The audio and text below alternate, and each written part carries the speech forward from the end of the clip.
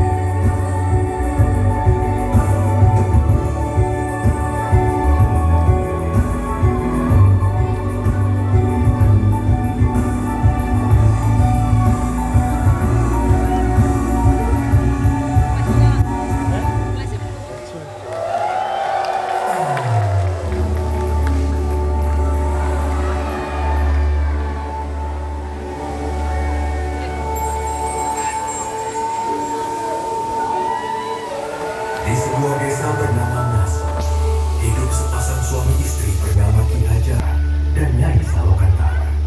Selama puluhan tahun bersama, mereka belum juga dikaruniai seorang buah hati. Suatu hari, Ki Hajar Salokantara berpamitan untuk pergi bertapa ke Gunung Telomoyo dan meminta keajaiban seorang buah hati. Dengan menitipkan kepentingan pusakanya, Ki Hajar pun pergi meninggalkan Nyai Salokantara.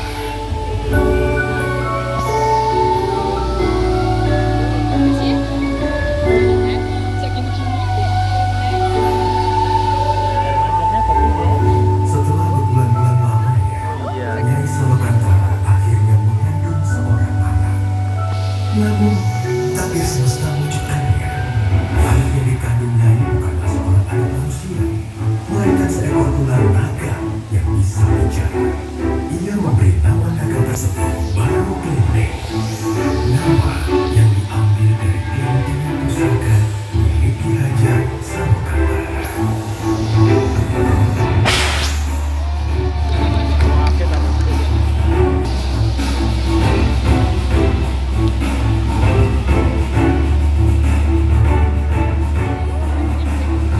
Nyai Salokantara membesarkan Baru Klenteng seorang diri. Baru Klenteng memiliki kekuatan bagi segala sesuatu dengan hembusan nafasnya.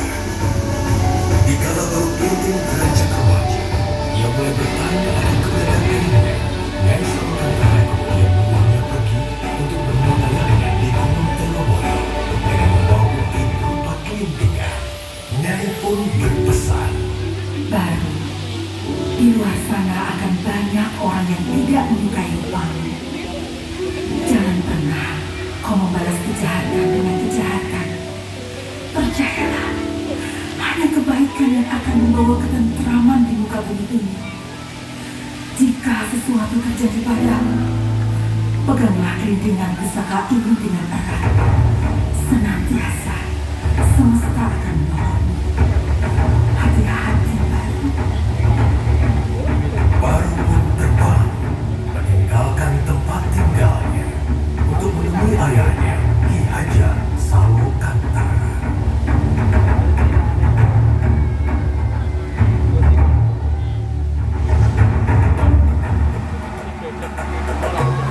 Setibanya di Gunung Telomoyo, Baru Klenteng membangunkan Ki Hajar dengan keberadaannya. Ki Hajar Salokantara sangat terkejut melihat rupa Baru Klenteng yang merupakan seekor ular naga. Baru Klenteng kemudian memberitahukan Ki Hajar bahwa ia adalah anaknya. Ki Hajar merasa tidak percaya. Akan tetapi Baru Klenteng menggunakan kelintingan emas pusaka miliknya. Ki Hajar kemudian memuji Baru Klenteng dengan berkata bahwa jika Baru Klenteng mampu untuk melingkari Gunung Telomoyo dengan tubuhnya, maka Baru adalah anaknya.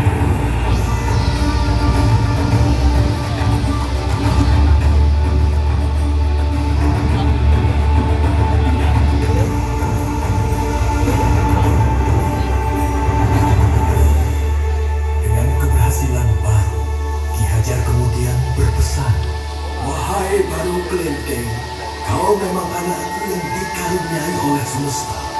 Sekarang, hendaklah kau pergi ke Bukit Tugur dan bertapa.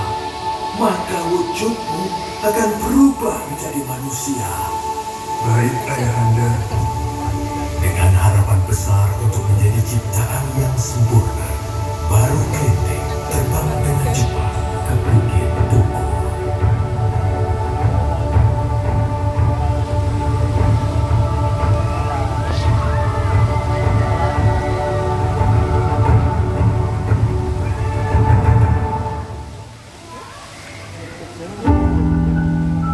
Namun di perjalanan, ia melewati suatu desa yang dilanda kemiskinan.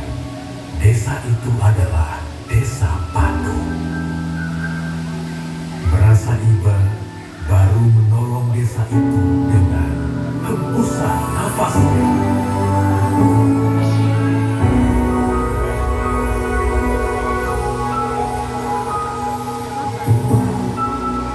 Warga desa Patung dengan berlomba-lomba mengambil semua makanan itu.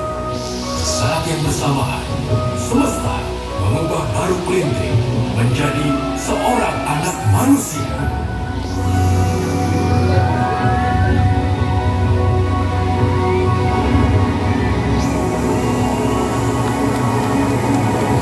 Dia merasa gembira karena wujudnya bukan lagi seekor naga yang menyeramkan. Tiba-tiba, perut Baru Klinting berbunyi kelaparan. Dengan rupa seorang manusia, Baru Klinting tidak lagi takut untuk menghampiri desa tersebut. Dia berjalan mendekati desa dan meminta makanan pada salah satu warga. Akan tetapi, Baru Klinting malah diusirnya. Siapa kau anak kecil? Di sini tidak ada makanan untuk. Semua ini hanya untuk kami, warga desa Patung. Pergi kau dari sini.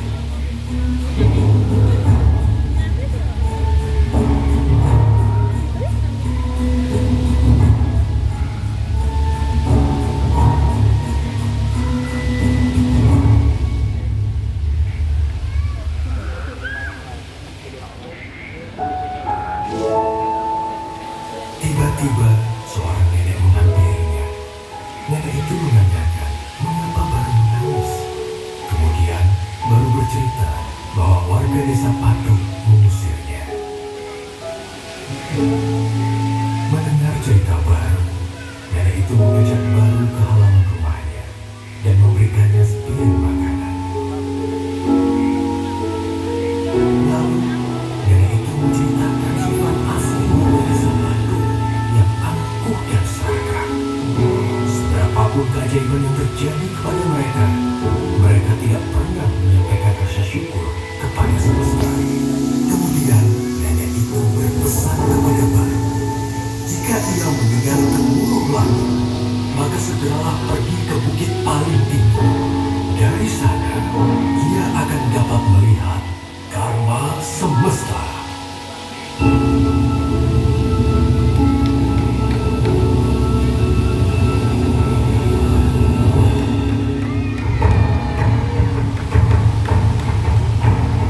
Tak lama kemudian, angin besar terdengar dan hujan mulai turun.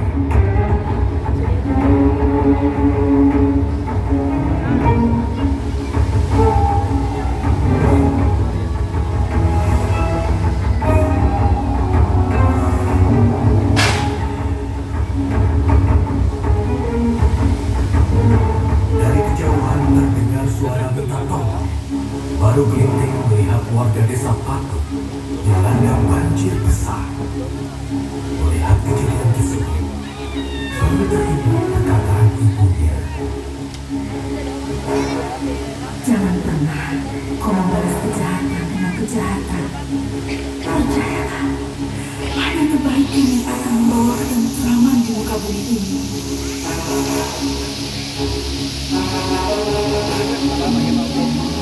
Baru Klinting kemudian berdoa kepada semesta.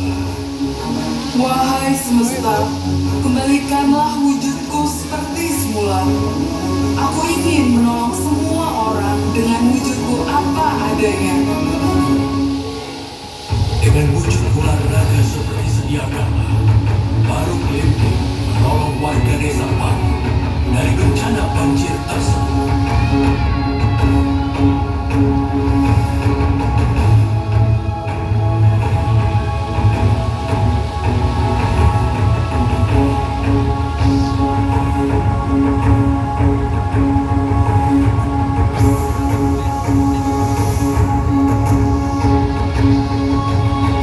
Sesampainya di puncak bukit, warga desa Patung merasa takjub atas sosok seekor naga yang telah menolong mereka.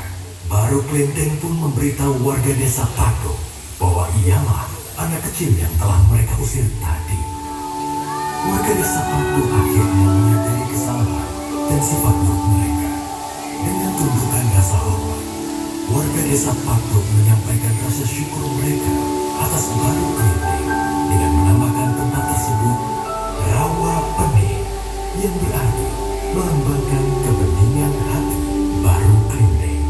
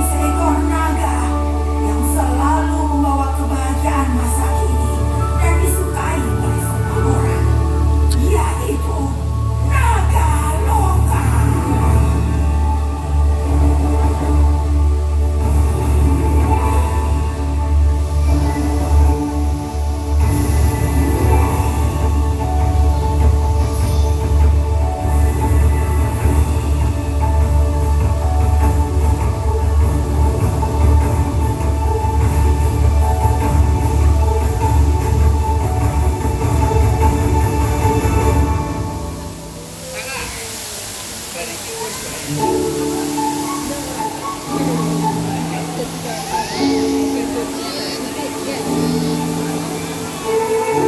demikian, berakhirlah kisah baru Kente, seekor ular naga dengan ketulusan hati yang pada masa ini berubah menjadi naga loka. Naga yang selalu membawa keceriaan untuk semua.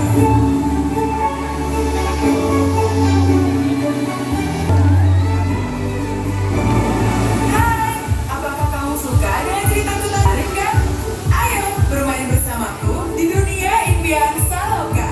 Dunia penuh keceriaan untuk semua keluarga. Ajak kawan-kawanmu untuk menikmati keindahan dan kegembiraan rekreasi Saloka. Sampai jumpa. Dah.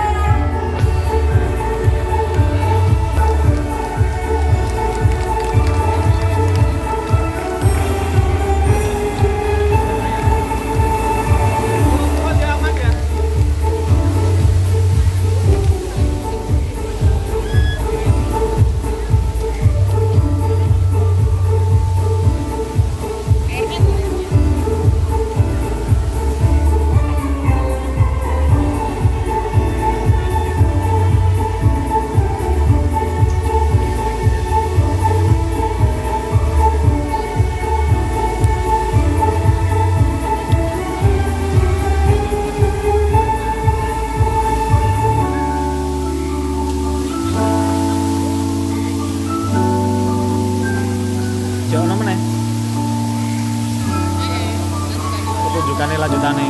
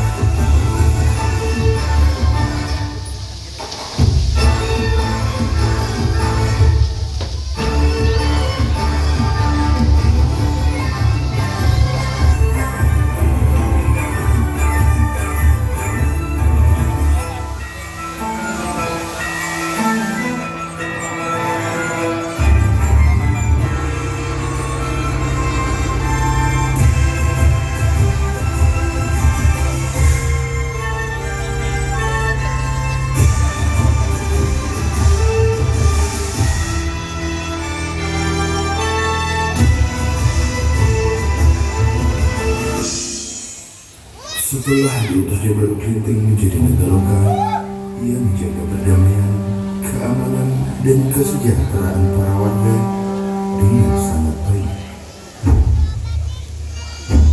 Namun, ia mendengar banyak tempat di alam semesta ini yang membutuhkan banyak pertolongannya. Ia pun harus pergi meninggalkan desa.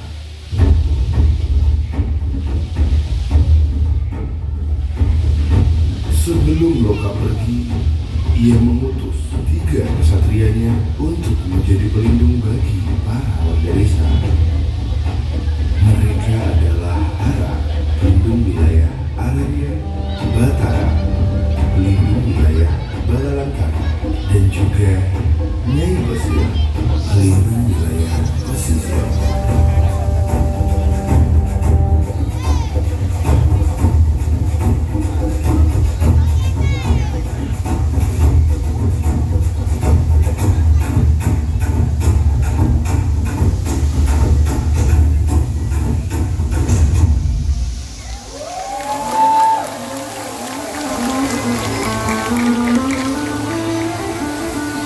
Saat Loka pergi mengelilingi alam semesta ini, Loka singgah di suatu wilayah bernama Asgard. Wilayah ini sedang ditimpa wabah penyakit. Melihat hal tersebut, Loka mengambil sebuah kendi dan dihembusnya kendi itu dengan kekuatan nafasnya sambil membunyikan lonceng yang ada di lehernya. Tiba-tiba keluarlah Loka 2 sosok badut lucu yang berpasangan dari kendi itu. Loka pun menjelaskan bahwa sosok Ayah dan Ayi inilah yang akan menyembuhkan dan melindungi mereka dari wabah penyakit ini. Selain itu, sosok ini juga bisa mengabulkan segala keinginan yang diminta oleh pemegang lonceng pusaka.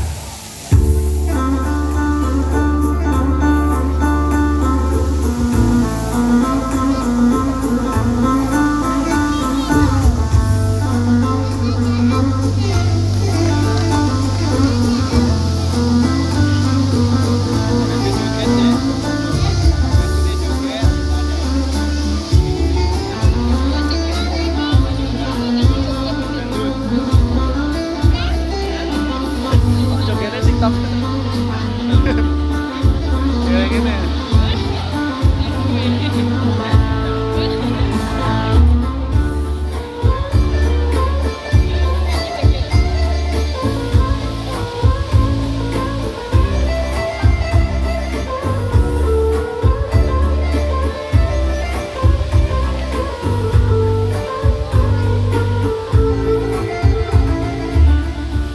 Setelah mereka sembuh dari penyakitnya, Loka pun pergi dan meninggalkan teko tersebut bersama warga Asgard untuk menjadi pelindung.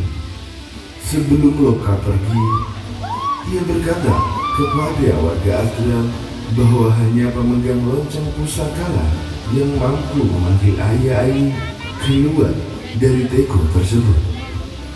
Sehingga jikalau nanti kalian dilanda kesulitan, maka tunggulah sosok yang membawa lonceng pusaka miliknya.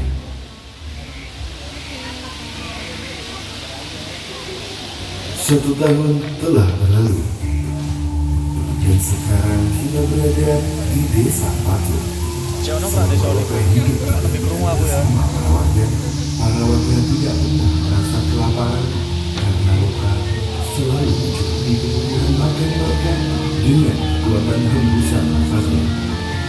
Dan setelah mereka sangat Kawan-kawan, bagaimana ini? Stok makanan di gudang telah menipis. Apa yang harus kita lakukan? Betul. Musuhan kita masih hidup lagi. Kita tidak mungkin bisa hidup. mereka sangat cemas dan tidak tahu bagaimana cara mendapatkan bahan makanan selain dengan cara bertani. Mereka sangat takut kembali kelaparan lagi seperti dahulu kala. Di tengah kericuhan tersebut, datanglah Ara, sang kesatria loka, lalu bertanya apa yang membuat para warga terlihat begitu sangat cemas. Para warga pun memberitahukan tentang apa yang mereka khawatirkan.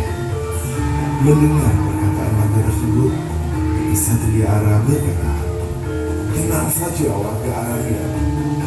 Mereka telah memutus kami, para kesatrianya, untuk melindungi dan menjamin kesejahteraan kalian. Tak perlu khawatir. Selama ada kami di sini, kalian tidak akan pernah merasa kelaparan lagi." Mendengar perkataan kesatria Ara, para warga sangat gembira dan memberikan hormat yang begitu dalam kepadanya.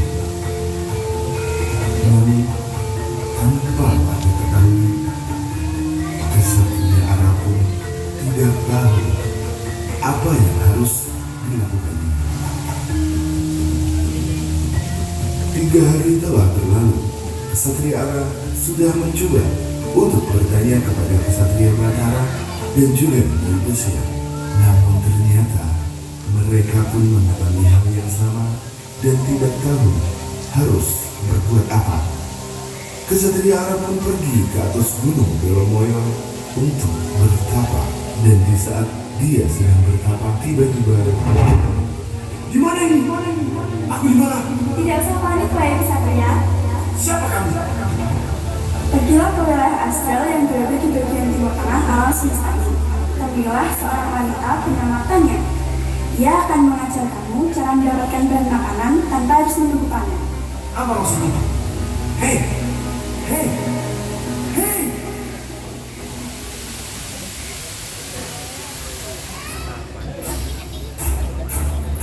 Kesatria Ara pun terbangun dari tidurnya dan ternyata ia hanyalah bermimpi. Karena mimpi yang terjadi sangatlah jelas di matanya, Kesatria Ara pun memahami bahwa ini bukan hanya sekedar bunga tidur, namun terdapat pesan di dalamnya. Ia pun bergegas pergi menemui Kesatria Batara dan Nyai Besir, lalu menceritakan tentang mimpinya. Wahai Batara, Nyai Besir, saya bermimpi bahwa jawaban atas kebingungan kita berada di suatu tempat bernama Astral yang berada di wilayah Timur Tengah. Apakah kamu tertidur saat sedang meditasi? Benar.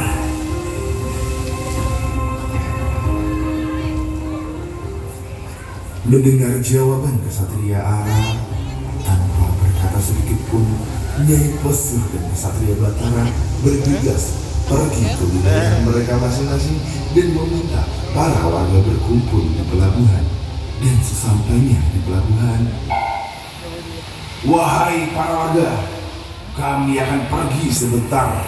Kami akan urus masalah kekurangan makanan ini.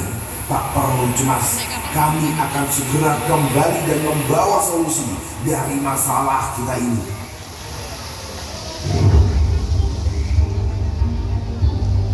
Setelah berpamitan kepada para warga, mereka pun pergi berlayar sesuai dengan petunjuk yang ada di dalam mimpi Kesatria Ara. Tujuan mereka adalah menuju wilayah astral dan bertemu seseorang bernama Tanya.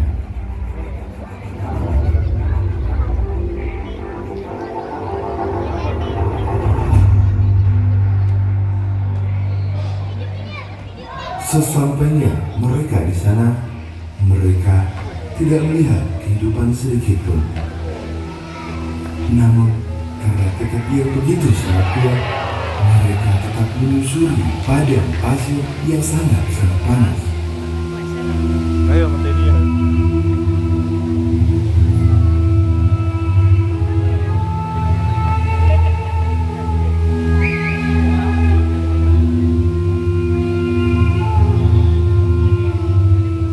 Tanah bergetar dengan sendirinya.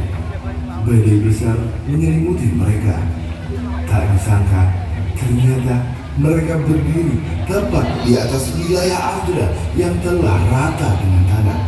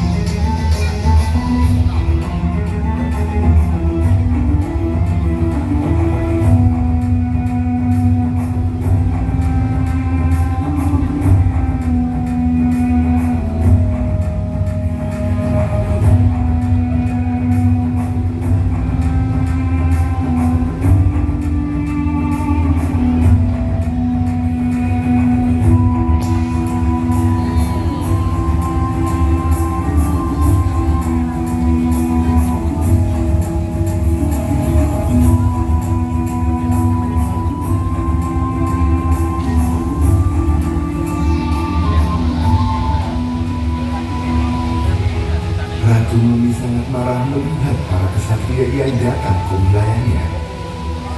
Ia berpikiran bahwa para kesatria akan mencuri sebuah teko yang sudah mereka jaga selama ini.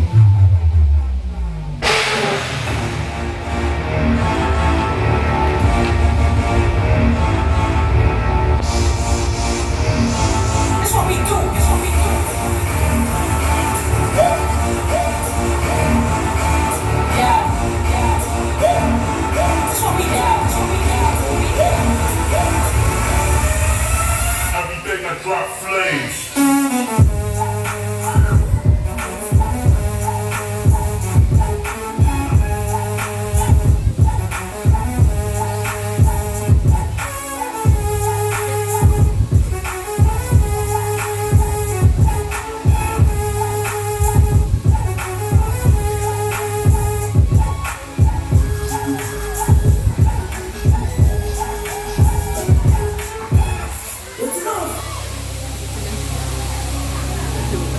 Siapa kalian? Mau apa kalian di sini? Kami diutus untuk menemui seseorang bernama Tanya. Hah? Dari mana kau tahu namaku?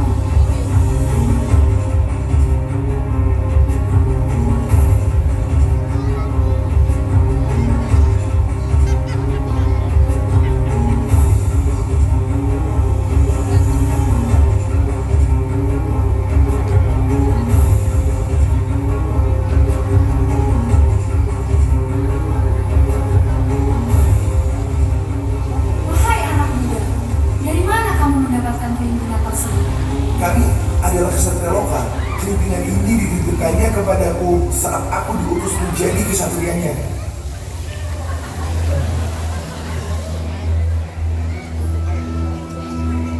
Mendengar hal tersebut, Ratu Mumi meminta maaf dan menceritakan apa yang terjadi. Ternyata setelah Loka pergi meninggalkan wilayah astral, para penduduk wilayah ini memperebutkan kepemilikan teko ajaib peninggalan Loka tersebut. Mereka berkelahi melakukan peperangan antar suku hingga banyak nyawa yang harus dikorbankan. Dan saat peperangan sedang berlangsung, tiba-tiba teko ajaib mengeluarkan cahaya dan mengutuk penduduk wilayah astral menjadi sosok mumi yang sangat menakutkan. Mereka sudah mencari berbagai cara untuk menghilangkan kutukan tersebut, namun tidak ada yang pernah berhasil. Hingga datanglah para kesatria Loka. Wahai kesatria, apakah kalian bersedia untuk menolong kami? Apa yang harus kami lakukan untuk menolong kalian, kalian? Bunyikan lonceng ajaib yang kamu pakai di sebelah teko ini. Maka sosok ayah dan Ai akan muncul. Setelah lonceng dibunyikan, keluarlah sosok Ayah dan Ai dari teko tersebut dan berkata, Akhirnya kalian bisa memanggilku. Wahai yang berbesar hati ayah dan Ai, apakah kalian mau mengampuni kami dan membebaskan kami dari kutukan ini? Kalian tak perlu minta maaf kepada kami, karena kutukan ini hanya akan bisa hilang jikalau kalian semua saling memaafkan satu sama lain dengan tulus dan ikhlas, serta menghilangkan seluruh dendam yang ada di hati. mendengar perkataan tersebut, warga astral pun saling meminta maaf satu dengan lainnya. Mereka menangis dalam pelukan saudara-saudaranya. Dan tiba-tiba tubuh mereka berubah menjadi sebuah kala dan wilayah astral yang hilang kembali muncul di permukaan.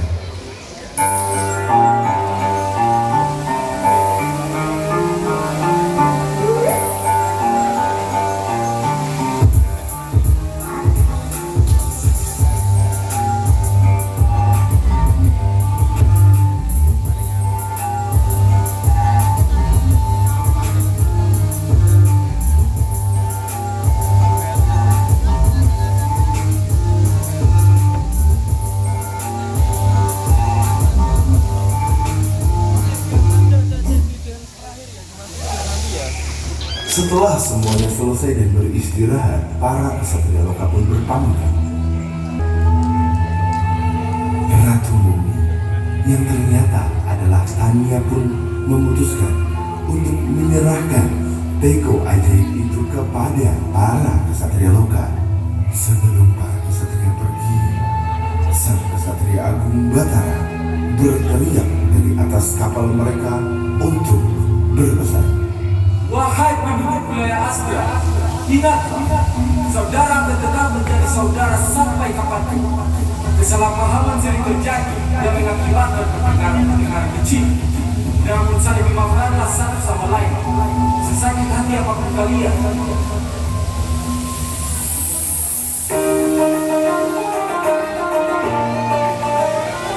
Dan sesampainya para warga sangat bersyukur akan kehadiran ayah dan ayah yang bisa melakukan segala keinginan, sehingga mereka tidak takut lagi akan kembali kelaparan.